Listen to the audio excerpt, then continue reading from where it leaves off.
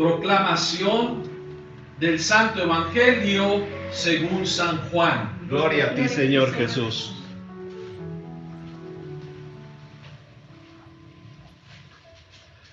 En aquel tiempo Jesús dijo a Nicodemo: así como Moisés levantó la serpiente en el desierto, así también tiene que ser levantado el Hijo del Hombre, para que todo el que crea en él tenga vida eterna.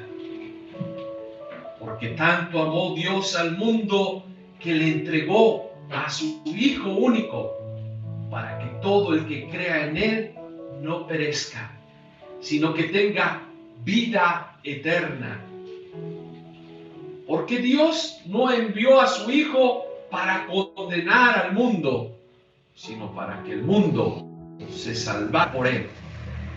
El que cree en él no será condenado, pero el que no crea ya está condenado por no haber creído en el Hijo único de Dios. La causa de la condenación es esta: habiendo venido la luz al mundo, los hombres prefirieron las tinieblas a la luz, porque sus obras eran malas. Todo aquel que hace el mal aborrece la luz y no se acerca a ella, para que sus obras no se descubran. En cambio, el que obra el bien conforme a la verdad se acerca a la luz, para que se vea que sus obras están hechas según Dios. Palabra del Señor. Gloria a ti, Señor Jesús.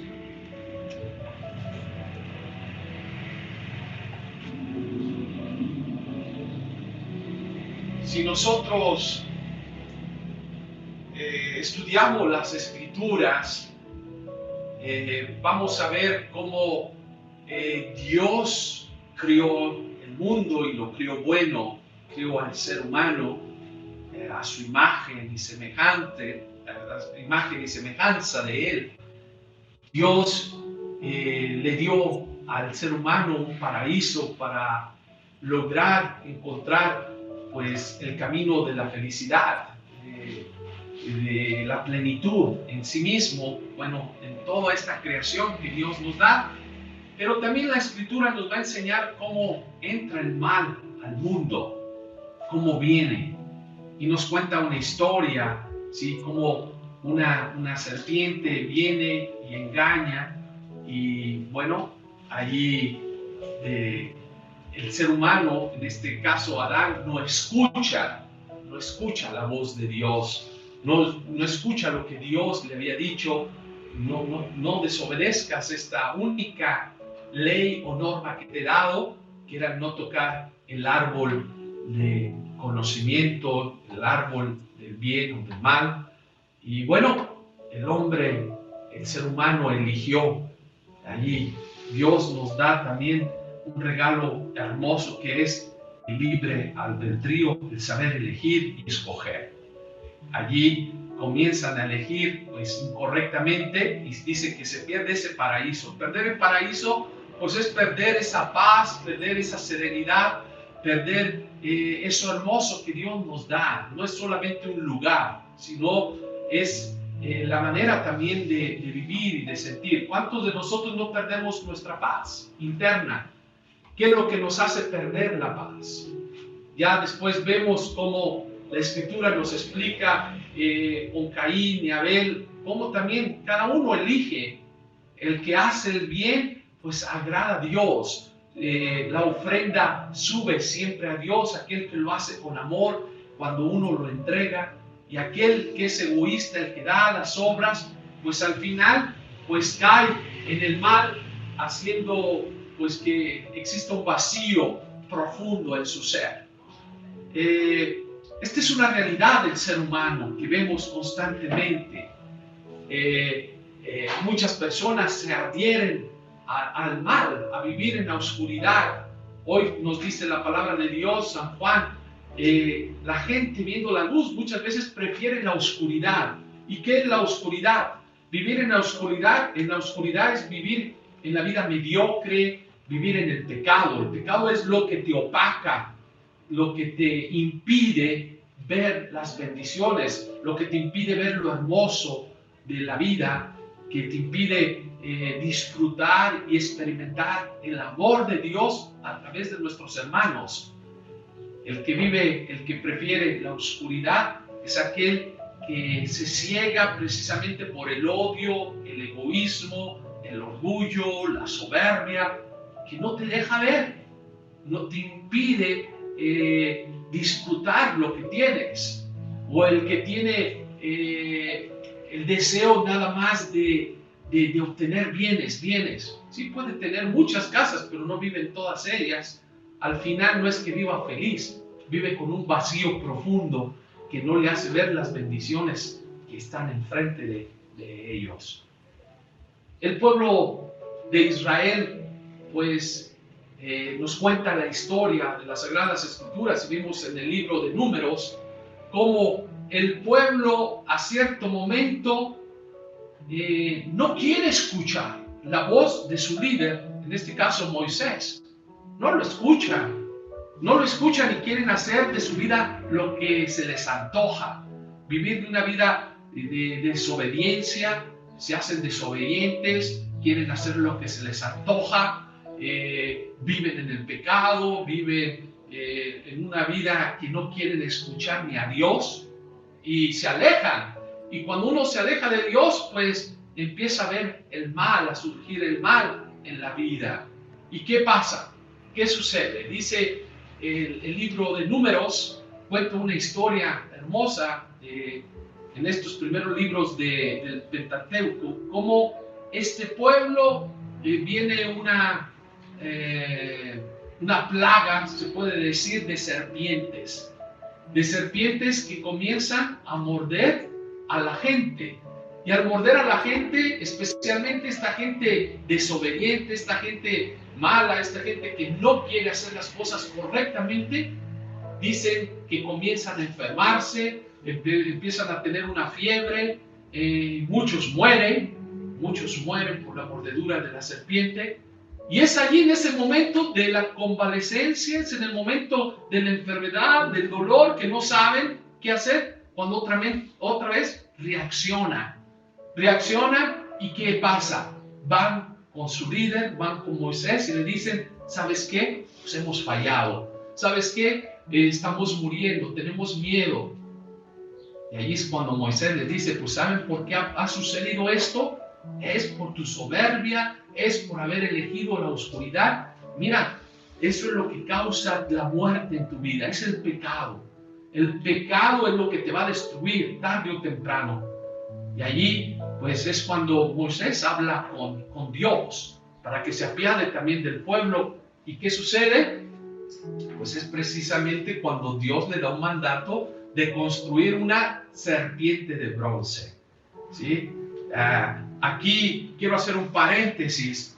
Muchas veces nosotros escuchamos personas que vienen y dicen: no hagas imágenes de nada, está prohibido. Dice, sí, y eso dice la Escritura: no hagas imágenes de Dios. No, y si creas una imagen, no creas que esa imagen es la que te hace el pecado, que te hace el milagro. Nosotros tenemos la imagen de la Santísima Virgen, tenemos un crucifijo, pero no es la imagen que te hace el milagro. Esto es como un recuerdo, ¿sí? Le tenemos respeto por lo que significa, pero no es la imagen que te hace el milagro. Es de madera, es de yeso, lo que sea, pero es el significado que tiene para nosotros. Y aquí lo vemos constatar cómo Dios no es que va en contra de una imagen, va en contra de convertir la imagen en Dios.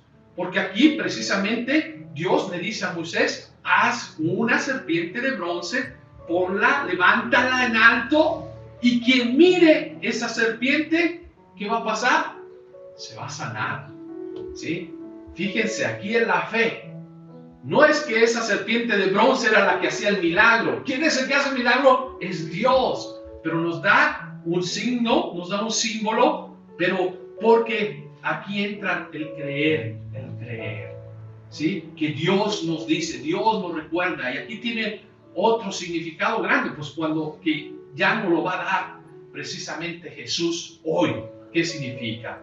Moisés alzó esta serpiente de bronce que hizo, y la gente que miraba, la gente que era mordida por la serpiente, ¿qué sucedía? Sanaba.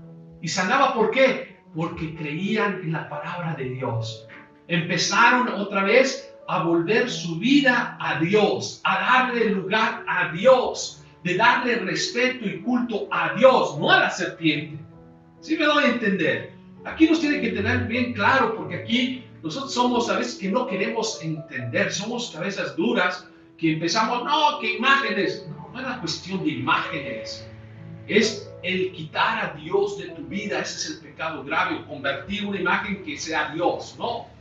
De lo que representa ese crucifijo. Y hoy Jesús nos dice ya el significado concreto en el Nuevo Testamento, en este mensaje de salvación que nos viene a traer Jesucristo, y que nos dice: así como esa serpiente de bronce fue alzada en el desierto por Moisés, así va a ser alzado el Hijo del Hombre. ¿Quién? Jesús.